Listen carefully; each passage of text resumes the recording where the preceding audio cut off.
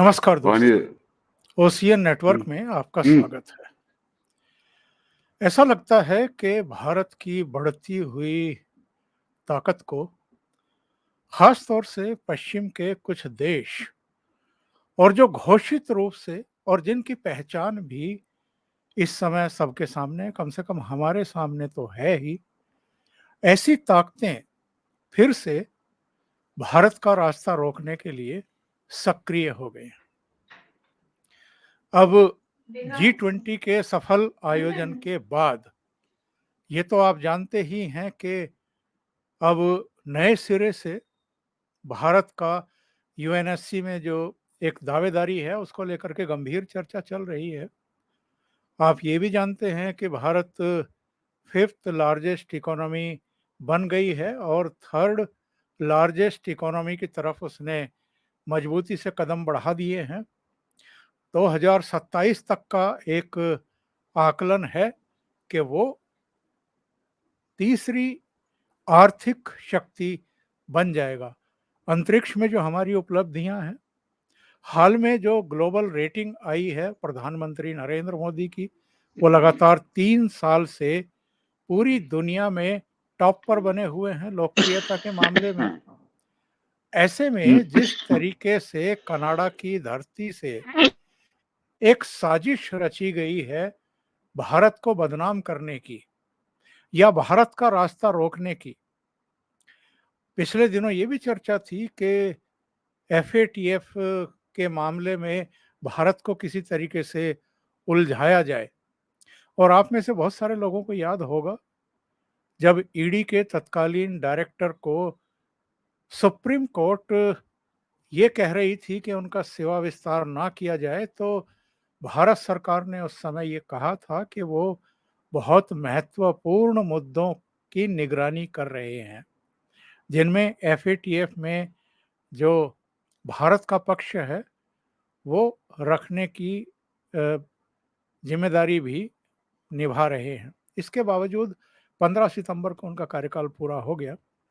लेकिन आज हम बात कर रहे हैं इस मुद्दे पर कि भारत और कनाडा के बीच में जो ये तनाव पैदा हुआ है, इसके कारण क्या हैं, इसके पीछे क्या है, मतलब इसकी मंशा क्या है, खास तौर से कनाडा के प्रधानमंत्री ट्रूडो की, और कौन कौन सी ऐसी ताकतें हैं जो इसको हवा दे रही हैं, और ये कहाँ जा कर के रुकेगा। क्योंकि भारत ने भी कनाडा को बहुत कड़े शब्दों में जवाब दे दिया है। मेरे साथ बहुत ही खास मेहमान जुड़ रहे हैं, जाने माने विश्लेषक, वरिष्ठ पत्रकार, और जो बहुत बारीक नज़र रखते हैं इस सारे घटनाक्रम पर भी और दूसरे तमाम पॉलिटिकल घटनाक्रम पर भी। सतीश चंद्र मिश्रा। मिश्रा जी, बहुत स्वागत, नमस्कार। सतीश जी, पूरा प्रकरण हमारे आपके सामने है। सब कुछ ठीक ठाक सा ही चल रहा था। जून में एक हत्या होती है वहां, और अब सितंबर में आकर के वहां के प्रधानमंत्री भारत को उकसाने वाला बयान देते हैं, बेसिर पैर का बयान देते हैं। कोई ठोस सबूत उनके पास नहीं है, बाकी का तो छोड़ दीजिए। वहां की विपक्षी पार्टी के नेता ने ही अपने प्रधानमंत्री से कुछ ठोस सबूत मांग लिए। कई और देशों ने भी कहा है कि कुछ कॉन्क्रीट सामने नहीं आया है। इसके बावजूद इन्होंने ये लाइन क्यों ली है और भारत को बदनाम करने की साजिश क्यों रची है?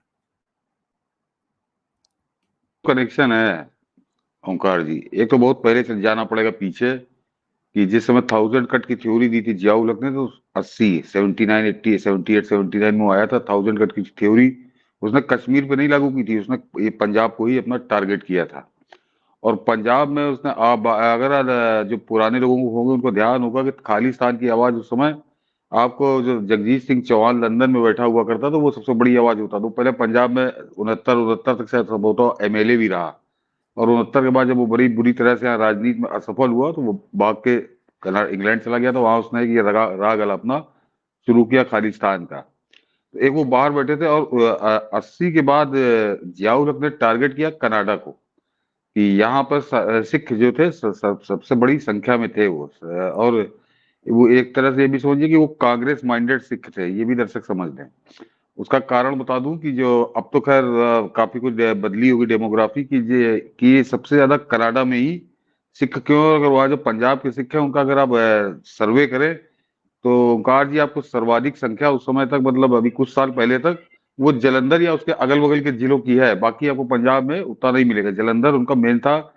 तो उसका कारण, जब मैं पंजाब रहा तो मुझे पता चला कि जब इंद्र कुमार गुजराल विदेश मंत्री थे तो उस समय उन्होंने ओबलाइज किया अपने कंस्टिट्यूएंसी को, तो बहुत बड़ी संख्या में लोग वहां पहुंचे।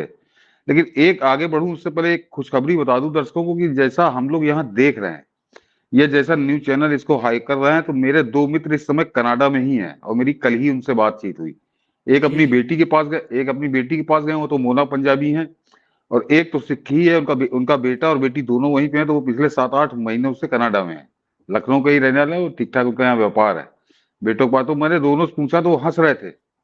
वो कहने लगे कि यहाँ पर एक 6-7-8 गुरुद्वारे तुम मान सकते हो जो जो इनका सेंटर बने हुए हैं, और वहां पे भी बड़े लिमिटेड लोग हैं। आम आदमी कोई रुचि इनमें नहीं लेता। आम आदमी से उनका तात्पर्य सरदारों से था, कि सिख से। और क्या यहाँ पर हमको एक क्षण के लिए भी कभी ऐसा नहीं लगा कि कोई डिस्टरबेंस है। जैसे अभी वो पन्नू ने आके धमकी दे दी थी कि हिंदू यहाँ से हिंदू सब छोड़ दे, इंडियन कनाडा छोड़ दे। कैसा हवा की बातें हैं तुम्हारे, अब हिंदुस्तान में पता नहीं क्या हाइप बनाया जा रहा है, लेकिन ऐसा फिलहाल जमीन पर इनकी कोई पकड़ नहीं है। तो ये मैं कल ही मेरे मैसेंजर पे उनसे बातचीत हुई, और उसको सुनकर मुझे एक याद आ गई। अगर ओंकार जी आपको ध्यान हो तो अभी कुछ महीने पहले स्मिता प्रकाश के साथ वो जीबीएस सिद्धू जो रॉ में रहे हैं, और उनके पास एक खालिस्तान की वो थी टेबल, वही इसको देखते थे, और वो कनाडा रह के भी उन्होंने देखा है। तो उन्होंने कहा कि सन 80 में मैं जब पोस्टेड था तो मुझको भेजा गया था, और मैंने वहां जाके जो रिपोर्ट देखी तो 4-5 लोग थे जो इस तरह के राग अलापते थे, लेकिन वहां पे पूरी मेजॉरिटी वो उनके खिलाफ थी और उनको कोई मत वो नहीं देती थी। जीबीएस सिद्धू ने जब लौट कर यहाँ कहा, अपने इंडिया में रिपोर्ट दी कि वहां पर इनका कोई सपोर्ट नहीं है, केवल हवाबाजी करते हैं, तो उनको यहाँ की कांग्रेस सरकार ने कहा कि नहीं नहीं, इसको भी जिंदा रखना है, इसको हवा देनी है। तो ये कांग्रेस का पाप था जो उस समय सन 80 का उस जीबीएस सिद्धू बता रहे हैं। और अभी कल जो मैंने कहा बात हुई तो वहां पे आम आदमी ने, ये कुछ चुनिंदा लोग हैं, ये फंडेड बाई आईएसआई, और जो दूसरा सबसे बड़ा फंडर है इनका, वो ओंकार जी वो है जॉर्ज सोरोस, जो जो जस्टिन ट्रूडू।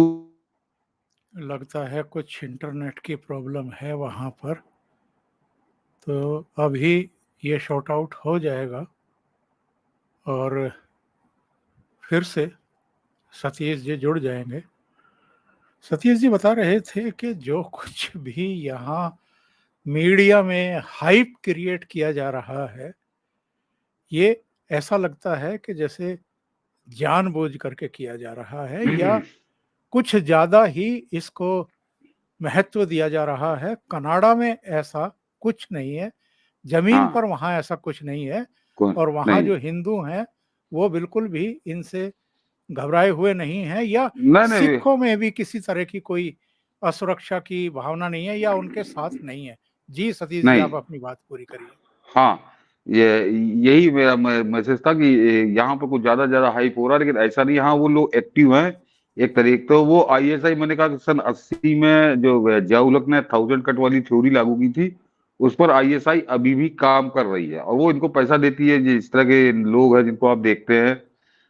और जस्टिन ट्रूडू वाला जो असल में इसको अभी जो तेजी मिली, अभी क्या तेजी मिली ओंकार जी, 2020 से जो तेजी मिली, उसमें आईएसआई तो बैक बर्नर पे चली गई। मेन इसमें सामने आ गया वो जॉर्ज सोरोस, जिसने कहा था कि मैं $1 बिलियन नरेंद्र मोदी को हटाने के लिए खर्च करूंगा, यानी करीब करीब 8,000 करोड़ रुपए।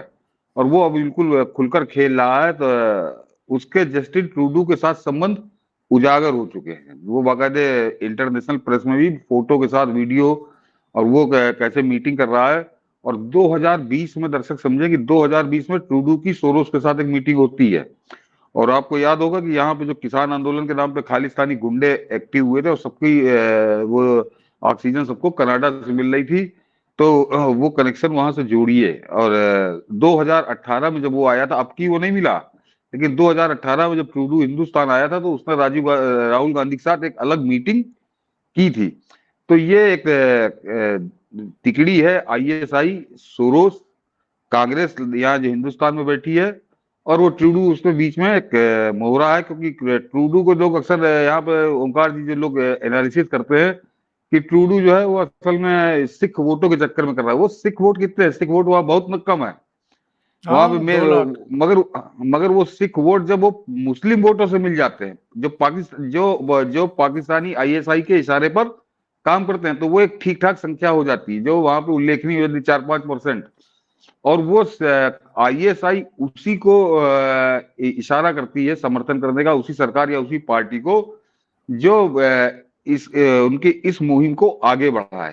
तो एक वो तबका, मैंने कहा ना वहां सिख भी पूरे नहीं है, वो बहुत कम मात्रा में है, लेकिन मुस्लिम जो वोट बैंक है वो पूरी तरह से एंटी इंडिया वोट बैंक है। तो वो आईएसआई का वहां पे वो है वोट बैंक होना, क्योंकि सारी रिपोर्टें अगर आप पढ़िए तो ये बिल्कुल स्पष्ट है कि पाकिस्तान की आर्मी से रिटायर होने के बाद, चाहे वो आईएसआई का जनरल हो और चाहे वो पाकिस्तानी आर्मी का, उनका दूसरा ठिकाना कनाडा ही होता है। अमेरिका बहुत कम लोग जा पाते हैं, कनाडा वो बड़ी आसानी से पहुंचते हैं। तो वो एक बड़ी जो साइजेबल संख्या है उनकी, वो कनाडा में पाकिस्तान आर्मी और पाकिस्तान आईएसआई के अफसरों की है।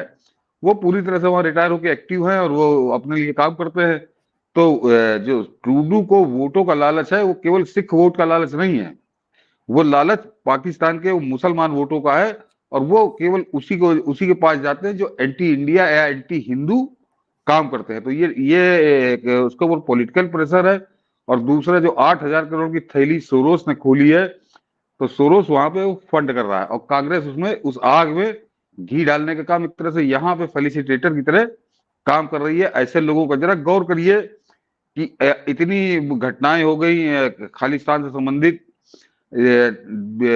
जब किसान आंदोलन के नाम पर लाल किले में झंडे को हमारे अपमानित किया गया, क्या किसी कांग्रेसी नेता ने एक शब्द, एक बयान उस पूरे घटनाक्रम के खिलाफ बोला? नहीं बोला। किसान आंदोलन के नाम पर चलिए, किसानों के जो बहाना बनाए थे, किसानों के मुद्दे कुछ भी बात करिए, लेकिन किसानों के बहाने जिस तरह की अराजकता दिल्ली की सड़कों पर या दिल्ली से लगे हरियाणा की सड़कों पर होती रही, कभी किसी कांग्रेसी नेता ने एक बयान नहीं बोला, बल्कि उनके पक्ष में बोलकर सरकार पर वो दबाव बनाते रहे और उन खालिस्तानी गुंडों को कवर देने का वो काम करते रहे कि इनके खिलाफ कोई कार्रवाई ना हो तो सरकार पर दबाव बनाए रहो। तो कांग्रेस उनके लोकल फेलिसिटेटर की तरह काम कर रही है। और ये एक चुनौती है नरेंद्र मोदी के लिए, हमारे देश की सरकार के लिए। और मुझको बड़ी प्रसन्नता कि बहुत कठोर कदम उठाया है उन्होंने, और अब जो है उस कदम का प्रभाव ये पड़ेगा ओंकार जी कि वहां के जो लोकल सिख हैं वो इनकी नाक में दम कर देंगे, क्योंकि वो इनके साथ नहीं है, इन गुंडों के साथ नहीं है। जो आईएसआई और सोरोस पोषित गुंडे हैं वो इनके साथ नहीं, लेकिन उनका क्योंकि वीजा रोक दिया है अब नरेंद्र मोदी ने, तो वो लोग कहेंगे कि अब उनके जीवन में दखल पड़ेगा। अभी जो मैंने आपको बताया कि वो सब अपने अपनी जिंदगी में मस्त है, अपना कमा खा रहे हैं, ठीक ठाक संपन्न लोग हैं, उनको इससे कोई फर्क नहीं पड़ता कि ये क्या कर रहे हैं। लेकिन अब इनके इनके कुकर्मों से, इनकी करतूतों से उनकी जिंदगी प्रभावित होना शुरू होगी। और वीजा सबसे बड़ी चीज है कि वो उनके लिए बहुत बड़ा प्रहार है। तो अब वो लोकल दबाव इन लोगों पर पड़ेगा। तो ये कांग्रेस अपने मोदी सरकार का एक बेहतरीन कदम है और कठोर कदम है। इसके इसके परिणाम जी, जी। सतीश जी, जी इतनी बात आप पूरी कर सकते हैं। मैं ये जानना चाहता हूँ, ये ट्रूडो के जब बाप थे प्रधानमंत्री, उस समय भी भारत के खिलाफ बहुत साजिशें वहाँ रची गई हैं। बताया तो ये जाता है कि जो वर्ल्ड सिख ऑर्गेनाइजेशन है, इसका एक सम्मेलन था 1984 में, और वहाँ पर कहा गया था कि जब तक 50,000 हिंदुओं को हम मार नहीं डालेंगे तब तक चैन से नहीं बैठेंगे। इसके अगले ही साल 25 जून 1985 को वो घटना हुई थी जब अटलांटिक महासागर के ऊपर विमान में विस्फोट हुआ था और 329 लोग जो है वो मारे गए थे, एक भी नहीं बचा था। लेकिन 280 नागरिक तो उसमें कनाडा के भी थे। उस घटना को क्या ये ट्रूडो भूल सकता है या कनाडा वाले भूल सकते हैं? भारत तो कम से कम नहीं भूल सकता कभी उस घटना को। और भारत तो मानता है कि ये 9/11 से भी दुर्दांत आतंकवादी घटना थी। नहीं नहीं, भारत नहीं, पूरी दुनिया मानती है उसको, आज तक नहीं भूले भारत नहीं, भारतीय नहीं भूले, पूरी दुनिया नहीं भूली। और सच तो यह है कि कनाडा भी नहीं भूला, कनाडा भी उसको नहीं भूला। इसीलिए मैंने कहा कनाडा, ये ट्रूडो एक ऐसा आदमी आ गया दुर्भाग्य से, कभी कभी किसी देश के भाग्य में ऐसा होता है कि कि वो सब कुछ किनारे रख के वो उसके अपना निजी स्वार्थ है, जो भी मैंने कहा ना, एक तो पहले वोट वाला स्वार्थ है, जो मैंने आपको समीकरण समझाया कि उसके अभी चुनाव भी होने हैं, तो वो मुस्लिम वोट प्लस इन उग्रवादियों का वोट, इसके लोभ में। और दूसरे क्योंकि वो फाइनेंसर बैठा है सोरोस, तो संभवतः उसका चुनाव भी वो फाइनेंस करेगा। और जो रिपोर्टें हैं कनाडा की, आप इसे समझिए ना, जो आपने कहा कि कनाडा क्या कनाडा भूला नहीं है, क्योंकि जो रिपोर्टें आ रही है कि सर्वे जो आ रहे हैं कि ट्रूडो की अपनी लोकप्रियता सबसे निचले स्तर पे है, यानी ये माना जा रहा है कि वो चुनाव हार जाएगा। तो वो इस समय हर किस्म का हथकंडा अपना रहा है। उसके पिताजी उस समय नहीं थे ओंकार जी, वो पिताजी उसके मेरे ख्याल से 70s में थे, बाद में कुछ और दूसरे लोग थे, तो इसका तब कोई लेना देना नहीं था। या तो अचानक ये प्रकट हुआ है, समझिए 2015 में उभरा है ये, तो अभी बना है। तो ये पुराना इतिहास भूला हुआ है, इसको कुछ आप उसी तरह से समझिए कि जैसे राहुल गांधी, तो राहुल गांधी इस देश के इतिहास से उसका थोड़ी कोई लेना देना है, वो अपना उल्लू सीधा कर रहा है, चाहे देश के टुकड़े हो जाए, चाहे देश नष्ट हो जाए, भ्रष्ट हो जाए, वो अपनी विपक्ष में रहते हुए अपनी हरकतों से इस बात को सिद्ध कर रहा। तो आप उसको, जो अभी ट्विटर ट्विटर पे ट्रेंड चला था, वो तो व्यंग्यात्मक था, लेकिन वो सत्य है कि वो राहुल गांधी का कैनेडियन प्रतिरूप है, उन्हीं का एक कार्बन कॉपी है कि वो अपना उल्लू सीधा कर रहा है। कनाडा का क्या इतिहास रहा है, कनाडा ने क्या भोगा, या उसकी हरकतों से कनाडा को क्या परिणाम भोगने पड़ेंगे, इससे उसका कोई लेना देना नहीं है। वो अपने केवल उस पर स्वार्थ पे लगा है, जिस तरह से राहुल गांधी यहाँ पर लगा हुआ है। और ये खालिस्तानी आंदोलन या खालिस्तानी, ये नाटक कह लीजिए, ड्रामा कह लीजिए, खूनी ड्रामा, इसकी तो जनक कांग्रेस है, इसकी तो जनक कांग्रेस है। इसने कैसे उसको पाला पोसा बड़ा किया, कई किताबें इस पर लिखी गई हैं। और दर्शकों को बता दूं कि बहुत बड़े पत्रकार हुए हैं, कोई संघीय या आरएसएस के नहीं, बीबीसी के मार्क टुली और उनके साथ थे सतीश जैकब। उन्होंने उन्होंने किताब लिखी है कि Amritsar the last battle of Indira Gandhi. उसमें जो एक रहस्योद्घाटन उन्होंने किया, ओंकार जी, वो तो चौंकाने वाला है कि भिंडरा वाले ने 9 सितंबर 1981 को जो लाला जगत नारायण की हत्या की, जो पंजाब केसरी अखबार के संपादक संस्थापक सब थे, और उसके बाद उसको जब थाने से छोड़ा गया, तो उसने एक नई पार्टी बनाई, उसका नाम था दल खालसा। और दल खालसा की स्थापना की पहली प्रेस कॉन्फ्रेंस चंडीगढ़ के एरोमा होटल में की गई। और उस पार्टी का जो पेमेंट था वो जैल सिंह ने अपनी चेक से किया था, जो उस समय गृह मंत्री थे देश के। तो ये समझिए, भिंडरा वाले के को पार्टी बनाने के लिए उसकी प्रेस कॉन्फ्रेंस का पेमेंट कांग्रेस अपनी चेक से कर रही थी, मुझे देश का गृह मंत्री अपने चेक से दे रहा था, अपने पास से पैसा दे रहा था। तो सोच लीजिए कि खालिस्तान नाम की जो आग आज लगी हुई है, इसको लगाने वाली कांग्रेस है। ये पूरी तरह से वो एक अलग कहानी है कि किस तरह संजय गांधी, कमलनाथ, वो लोग आप लोग सुनते होंगे, तो कि वो करने के बाद उस तरह से उसको पाला पोसा, बाद में वो भस्मासुर हो गया, इन्हीं को खा गया, इंदिरा गांधी को जान गंवानी पड़ी। लेकिन वो तो बात की कहानी है। पहले तो कांग्रेस ने अपना उल्लू सीधा करने के लिए उसका, और सिर्फ एक स्वार्थ था, सिर्फ एक स्वार्थ था, दर्शक समझ ले, कि उस समय संत हरचंद सिंह लोगोवाल विपक्ष में, उनको निपटाना था। और जैल सिंह क्यों पैसा दे रहा था, दर्शक ये भी जानना है कि उस समय कांग्रेस के जो मुख्यमंत्री थे दरबारा सिंह, वो लोकप्रिय हो रहे थे। तो जैल सिंह क्योंकि खुद उनसे अपना कंपटीटर बनता था, प्रतिद्वंदी थे एक दूसरे के, एक पार्टी में रहते हुए, कि दरबारा सिंह को डिस्टर्ब किया जाए तो जैल सिंह और ज्यादा उसमें आग में घी डाला करते थे। तो ये नतीजा था। अपने आपसी स्वार्थ के लिए इन्होंने पंजाब को, जो जियाउल हक ने 1000 कट की थ्योरी की बढ़ाई थी, उसमें इन्होंने बढ़ चढ़ कर हिस्सा लिया। और उसके अपराधी, उसके दोषी संजय गांधी, कमलनाथ और जैल सिंह, ये त्रिमूर्ति जो है कांग्रेस की, ये कुल मिलाकर कांग्रेस यह है कि वो 80 में जो इन्होंने खेल खेलना शुरू किया था, आग लगाई थी देश को, तो आज भी देश का वो सीमांत प्रदेश जल रहा है, वो जल रहा है। और ताजा उदाहरण बड़ा प्रासंगिक होगा ओंकार जी, जी कि जी। जिस समय देश के प्रधानमंत्री नरेंद्र मोदी की हत्या की साजिश रची गई इन्हीं खालिस्तानी गुंडों द्वारा, किसकी सरकार थी? कांग्रेस की सरकार थी, वो चन्नी मुख्यमंत्री था। किस तरह से याद करिए कि किस तरह से प्रधानमंत्री मोदी ने कहा था कि जाके धन्यवाद दे देना कि मैं जिंदा वापस जा रहा हूँ। ये बहुत बड़ा बयान था। हमारे यहाँ के एक न्यूज चैनलों या पत्रकारों ने उसको बड़ा डाउन प्ले कर दिया। ये कहने के बड़े अर्थ थे, बड़े मायने थे, और उसमें किस तरह से सुप्रीम कोर्ट फान पड़ा कि उन दोषी अधिकारियों, आईपीएस जो आईपीएस आईएएस अधिकारी जिनके जिम्मे था, वो सुरक्षा का जिम्मा था, उनके खिलाफ कार्रवाई पर तत्काल सुओ मोटो एक्शन लेके सुप्रीम कोर्ट ने रोक लगा दी, और वो कभी दंडित हुए ही नहीं। 8-9 महीने बाद आया कि फला फला दोषी है, तो उसके बाद सरकार बदल चुकी थी, कहीं कुछ नहीं हुआ।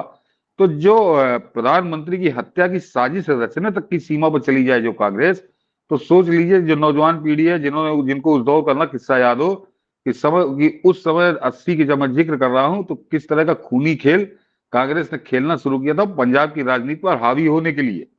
और ये एक बड़ी शर्मनाक कहानी है, बहुत खतरनाक कहानी है। एक और किस्सा बता दूं, ताकि अभी का तो सब लोग देख रहे हैं, मैंने ट्रूडो वाला आपको समीकरण बताया जी जी। कि मार्च 1982, जरा वो उससे, ओंकार जी, उससे ज्यादा नंगा उदाहरण तो हो ही नहीं सकता कि कांग्रेस किस तरह पालती थी। भिंडरा वाले उस समय स्वर्ण मंदिर में दरबार लगाता था और हिंदुओं को मार रहा था, और उलूल जुलूल बयान देता था, तब भी वो खूब छपता था। तो उसका जवाब बाल ठाकरे ने दिया बंबई से, कि वो भी, उनकी भी शैली वही थी, उन्होंने भी उसी आग बरसाते बयानों के साथ चुनौती दी।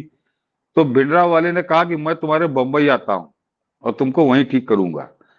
और समझिए कि पंजाब से बंबई वो 500 गाड़ियों के काफिले के साथ चला, मार्च 1982। मतलब वो ठीक ठाक आतंकवादी हो चुका था, सैकड़ों लोगों को मौत के घाट उतार चुका था। और अमृतसर से बंबई बाई रोड 500 गाड़ियों के काफिले से वो पहुंचा। कहीं उसको रोका नहीं गया, कहीं टोका नहीं गया। और उस समय कोई ऐसा नहीं था कि अलग अलग पार्टियों की सरकारें होती थी, पंजाब से लेके बंबई तक कांग्रेस की सरकारें हर राज्य में थी, रोका नहीं गया। और वो बाल ठाकरे के पड़ोस में दादर के गुरुद्वारे में रुका। वो जो मातोश्री है, जहाँ रहते हैं बाप बेटे अब उद्धव और आदित्य, जहाँ पहले बाल ठाकरे रहते थे, वो दादर इलाके में ही है। वो दादर के गुरुद्वारे में ही रुका और 5 दिन वो मुंबई में रहा। और 5 दिन उसने, वो रोज अपना वो 500 गाड़ियों का काफिला लेके बाल ठाकरे के घर के सामने से निकलता था। और बाल ठाकरे की हिम्मत नहीं हुई कि निकलकर उसका सामना करे। उसकी वजह थी, वो 500 गुंडे कितने भारी पड़ते। बाल ठाकरे भी बंबई पे राज करते थे, और बाल ठाकरे अगर आह्वान करते तो हजारों नहीं लाखों आदमी निकल पड़ता बंबई में, क्योंकि बाल ठाकरे तब तक स्थापित नेता थे। लेकिन उसकी दर्शकों से कहूंगा, ढूंढिएगा, वो आपको यूट्यूब पे फुटेज मिल जाएगी कि वो जिस समय वो आतंकवादी भिंडरा वाले निकलता था रोड पर, तो उसको बंबई पुलिस की प्रोटेक्शन में निकलता था। हजारों पुलिस वाले उसके उस 500 गाड़ियों के काफिले के साथ अगल बगल उसको घेर कर चलते थे। यानी ये दर्शक ये समझे कि कांग्रेस का भिंडरा वाले का राजनीतिक प्रयोग पंजाब में तो कर ही रही थी। और क्योंकि उस समय भाजपा तो थी नहीं, उस समय बंबई में कांग्रेस के राजनीतिक वर्चस्व को चुनौती देने वाला काम बाल ठाकरे ने देना शुरू किया था। तो बाल ठाकरे को भी निपटा रही थी वो उस भिंडरा वाले का इस्तेमाल बंबई तक कर रही थी। तो ये आतंकवादियों के सहारे राजनीति करती रही है ये कांग्रेस। तो क्या इनसे उम्मीद करिएगा, ये इसी तरह के परिणाम होते हैं। और ये दुर्भाग्य की कैंसर है, राजनीतिक कैंसर है इस देश का, कांग्रेस। आपने ऐसा प्रकरण छेड़ दिया है तो एक सवाल मैं आपसे जरूर पूछना चाहूंगा। जो अतीत है, और खास तौर से जो सिखों के गुरु रहे हैं, जिन पर विदेशी आक्रांताओं ने, मुस्लिम जो शासक थे, उन्होंने जिस तरह के अत्याचार किए थे, उनको मरवा दिया था और उनके बच्चों को भी दफन कर दिया था दीवारों में। क्या ये जो खालिस्तानी हैं, ये वास्तव में सिख कहलाने के लायक हैं? ये आईएसआई के पेरोल पर हैं, आईएसआई के, और जो मुस्लिम देश है उसके इशारे पर ये तमाम तरह की साजिशें रच रहे हैं। और इसका सबसे बड़ा उदाहरण ये है कि ये पंजाब में खालिस्तान बनाने की बात करते हैं, पाकिस्तान वाले पंजाब को मिला करके खालिस्तान की बात नहीं कर रहे हैं। नहीं नहीं नहीं, ये मुस्लिम देश भी नहीं। देखिए, इसमें मुस्लिम देश, किसी भी खालिस्तानी आतंकवादी का आप कलेक्शन ढूंढिए तो वो आपको कनाडा से मिलेगा या पाकिस्तान में बैठे हुए हैं। वो पाकिस्तान तो उनको शरण ही दिए हुए है। तो मुस्लिम देशों में भी नहीं, ये दुबई में जैसे वो अमृतपाल था तो वो दुबई में था, तो दुबई में वो कोई खालिस्तानी एक्टिविटीज अपनी नहीं चला रहा था, वहां पे वो ट्रकी चला जी, रहा था। मेरा इशारा पाकिस्तान की तरफ ही है, मुस्लिम देश हाँ पाकिस्तान। तो जी, हाँ तो ये उनकी कठपुतलियां है, इनका कोई लेना देना नहीं है न सिख धर्म से न देश से।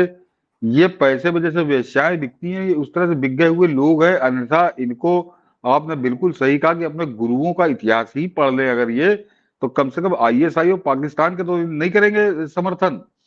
लेकिन ये एक पूरी ऐसे लोगों की टीम है, आप इनको आतंकवादी छोड़ दीजिए, तो ऐसे लोग हैं जो सामान्य लोग थे जिनको पैसा देकर पाकिस्तान ने भारत के खिलाफ हत्यारी कठपुतलियों की तरह तैयार किया और उनका इस्तेमाल कर रहा है।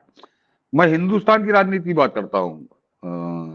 उनका जरा दर्शक पता करें, इंटरनेट पर ढूंढने की कोशिश करें कि गुरुद्वारा शीशगंज पिछले कई साल नहीं, पिछले कई दशक से कांग्रेसी नेता गया गया है वहां पे।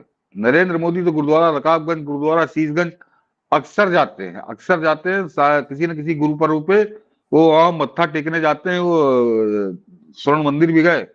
ये गुरुद्वारा शीशगंज क्यों नहीं गया कोई कांग्रेसी आज तक, या कोई सपाई या कोई जनता दल या कोई आरजेडी का कोई नेता आज तक क्यों नहीं गया? सिर्फ इसीलिए नहीं गया, तो मालूम है कि गुरुद्वारा शीशगंज में शीश झुकाने का मतलब है औरंगजेब की याद दिलाना। और औरंगजेब की याद दिलाना, क्योंकि यहाँ पर एक मुस्लिम जनसंख्या है ऐसी जो कट्टर है, वो उसको अपना बाप मानती है, तो उसका पाप उजागर होगा, उसका जिक्र करना पड़ेगा। तो ये उससे बेहतर है कि इन्होंने उधर मुंह ही नहीं किया। तो वो जो बैठे खालिस्तान के नेता, तथा कथित खालिस्तान के नेता, वो तो गिरोह है समझिए, उसका नाम इन्होंने दे दिया। तो ये इनको मैं सिख नहीं मानता। सिख अगर होता तो मैं ये मानता हूं कि सिख भी, ओंकार जी आपका भी अनुभव होगा कि सिख अपने धर्म के प्रति बहुत कट्टर होता है। बिल्कुल। अपने धर्म की, वो अपने गुरुओं का या गुरु ग्रंथ साहब का कोई अपमान एक मिनट वो सह नहीं सकता। और ये जो खालिस्तानी गुंडे बैठे हुए हैं, इनको समझ नहीं आता कि वहां पर पाकिस्तान में आम है, कहीं गुरुद्वारा तोड़ दिया, कहीं सिख की बेटी की उठा के ले गए, जिस तरह का वो चाहते हैं वैसा वो अपमान करते हैं। तो ये एक कुछ पाले हुए गुंडे हैं जिनको वो कनाडा से ऑपरेट करा रहा है। फाइनेंस देखिए, अब तो पाकिस्तान की हालत भी बहुत बुरी हो गई, फाइनेंस करने की भी स्थिति में नहीं है वो, क्योंकि उसको कई मोर्चों पे लड़ना पड़ रहा है, चाहे वो बलूचिस्तान हो, चाहे अफगानिस्तान हो, या केपीके हो। तो उस तरह से नहीं कर सकता। तो वो एक तरह से इन गुंडों को फाइनेंस करने के लिए जो पाले हुए कुत्तों को टुकड़े फेंके जाते हैं। तो वो सोरोस जो 8,000 करोड़ की थैली लेके बैठा है, उनके लिए बहुत है, 2-4 करोड़ में बिक जाने वाले लोग हैं ये।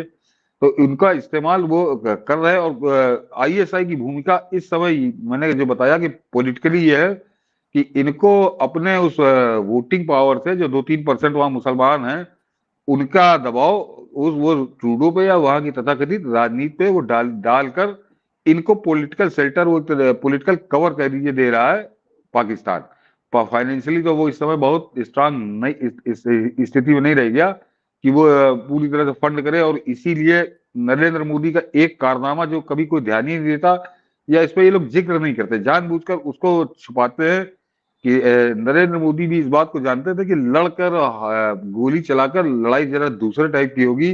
उन्होंने पाकिस्तान को इतनी बुरी तरह से तोड़ा है, आर्थिक रूप से उसकी जो कमर तोड़ी है। कभी पाकिस्तान की डिबेट सुनिए, जो उनके ठीक ठाक थिंकर है, वो कहते हैं कि क्या हम भीख मांग रहे हैं, तो सिर्फ इसीलिए। और 2014 में वहां पे डॉलर का रेट और आज का डॉलर का रेट मिला लीजिए, तो समझिए नरेंद्र मोदी आने के बाद क्या कमाल हुआ है पाकिस्तान के संदर्भ में। तो एक तो उनको तोड़ा, और जिस तरह से यहाँ पर उनकी फंडिंग रोकी है अलग अलग स्रोतों से, हवाला वाला जो काम था, तो वो आपको जो हिंदुस्तान में इस समय आतंकवाद 2014 से पहले की तुलना में करीब नगण्य है। हिंदुस्तान में तो कहीं है ही नहीं आतंकवाद, वो कश्मीर के कुछ इलाकों में है।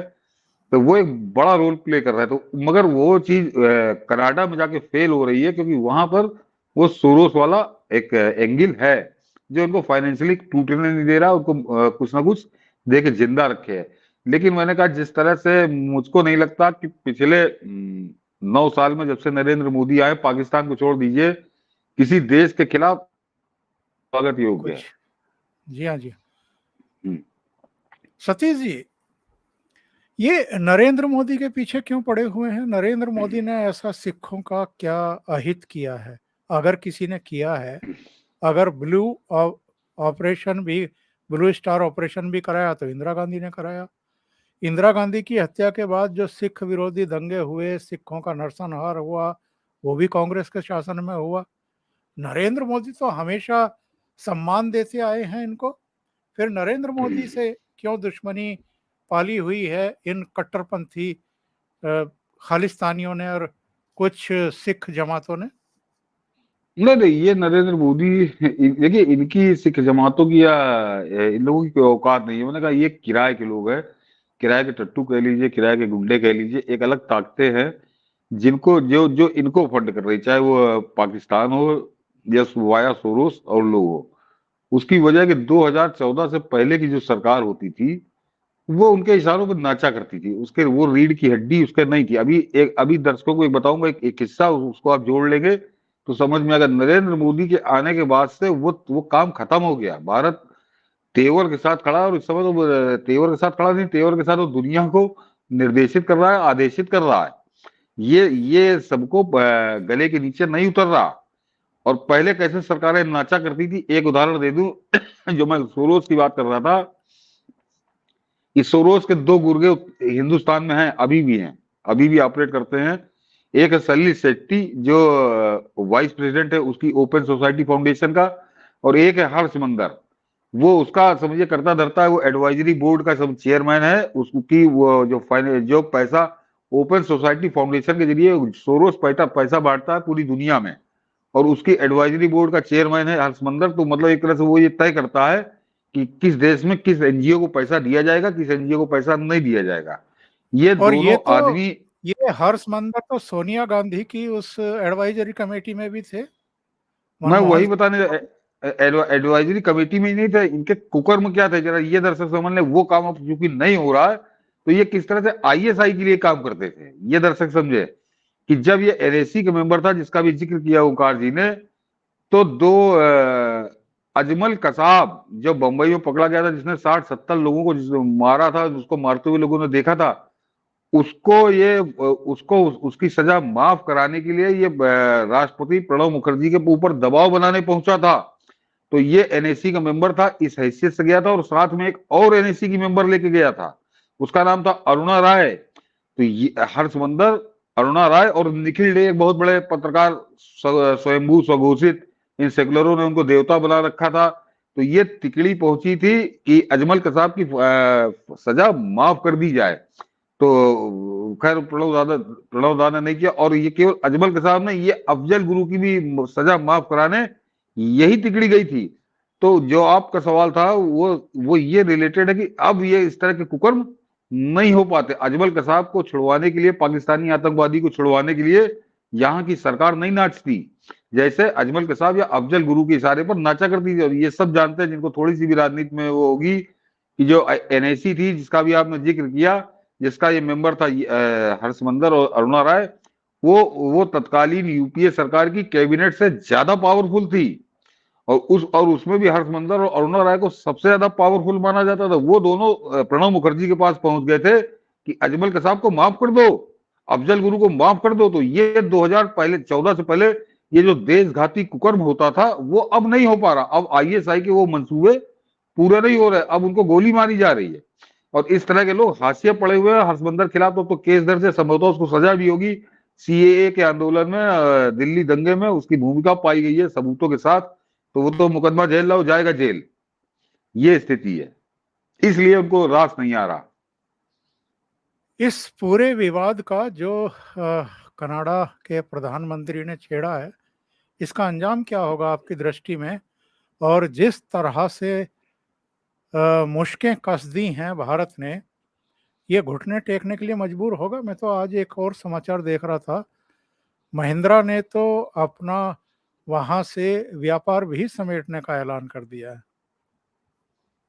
ये सही, बहुत गंभीर प्रश्न है आपका, उसका जवाब भी बिल्कुल बहुत स्पष्ट है कि बिल्कुल सही आपने कहा। देखिए, मैंने आपको कनाडा की जमीनी हकीकत बताई कि वहां पर इन लोगों का कोई आधार नहीं है। ये वहां से बैठकर हिंदुस्तान को डिस्टर्ब करने का एक तरीका चला रहा है, और उसमें जाने अनजाने, ओंकार जी, जाने अनजाने में कह रहा हूँ कि हिंदुस्तान की मीडिया, विशेषकर ये न्यूज चैनल, एक बहुत बड़ा रोल प्ले कर रहे हैं। इन्होंने एक सड़क छाप गुंडे अमृतपाल को इंटरनेशनल नेशनल लेवल का टेररिस्ट बना दिया, जो एक सड़क साफ ट्रक चलाता था, यहाँ आकर उसने इधर उधर किया और वो उसको हीरो बना दिया। पन्नू को मैंने मेरी कल जब बात हुई तो उन्होंने कहा यार पन्नू को लोग नहीं जानते होंगे यार, कहनी उसकी उसका प्रभाव तो छोड़ दो, उसके पास 5-10 आदमी नहीं है, वो अपनी अपना एक अलग कारोबार चलाता रहता है, उसका कोई लेना देना नहीं है। लेकिन कनाडा की इस जमीनी हकीकत के बावजूद भारत सरकार जिस तरह से पेश आई है इस घटनाक्रम में, तो वो जो आपने कहा कि ट्रूडो का तो जाना बिल्कुल तय है ओंकार जी, एकदम तय है। और वो अभी एक उदाहरण तो मैं देना नहीं चाहता था लेकिन अभी दूंगा कि अब उसको कोई ब्रह्मा भी रोक नहीं सकते। इस चुनाव में उसके जो आने वाला है वो उसकी विदाई हो जाएगी और उसका बड़ा बुरा हश्र उसके बाद भी होगा। दर्शक समझ ले कि हिंदुस्तान की सरकार बहुत मजबूत है इस समय, और ईंट का जवाब पत्थर से नहीं पत्थरों से देना जानती है और दे चुकी है। इस ट्रूडो को तिल मिलाया हुआ है। याद करिए जिस समय यहाँ पे दिल्ली में लाल किले पर बवाल हुआ था, इन्होंने आके झंडा अंडा नोच दिया था, तो हमारे यहाँ याददाश्त बड़ी कमजोर होती है। उसके कुछ ही महीने बाद ट्रूडो का राष्ट्रपति भवन और ट्रूडो का राष्ट्रपति आवास कम से कम 25,000 ट्रक वालों ने घेर लिया था और ये ट्रूडो भाग गया था अपना राष्ट्रपति भवन और राष्ट्रपति आवास छोड़कर। दो जी तीन दिन जी तो ये गायब रहा था। अब मैं आगे नहीं जाना चाहता हूँ कि वो घटनाक्रम क्यों हुआ था, कैसे हुआ था, लेकिन सरकार बहुत मजबूत है। और अब नरेंद्र मोदी की सरकार ने खुलकर इसको चुनौती दे दी कि अब हम तुमसे निपटेंगे, ठीक से निपटेंगे, क्योंकि इसका मतलब इसने कोई बड़ा कुकर्म ये हिंदुस्तान के लिए रच रहा था और G20 के दौरान इसने ज्यादा किया, तो अब वो बर्दाश्त के बाहर हो गई है। तो बहुत जल्दी ये आदमी खत्म होगा। आपने कहा घुटनों पे, इसकी पार्टी के सांसद, इसकी पार्टी के डिप्टी प्राइम मिनिस्टर वो इसकी खुले आम आलोचना कर रहे हैं, तो समझिए इसका क्या हश्र होने जा रहा है कनाडा की धरती पर। बहुत बहुत धन्यवाद सतीश जी, ओशियन नेटवर्क के लिए इतना समय निकालने के लिए। और आपने बहुत महत्वपूर्ण मुद्दे पर और कई पहलुओं पर डीपली प्रकाश डाला है। बहुत बहुत धन्यवाद आपका। नमस्कार। नमस्कार।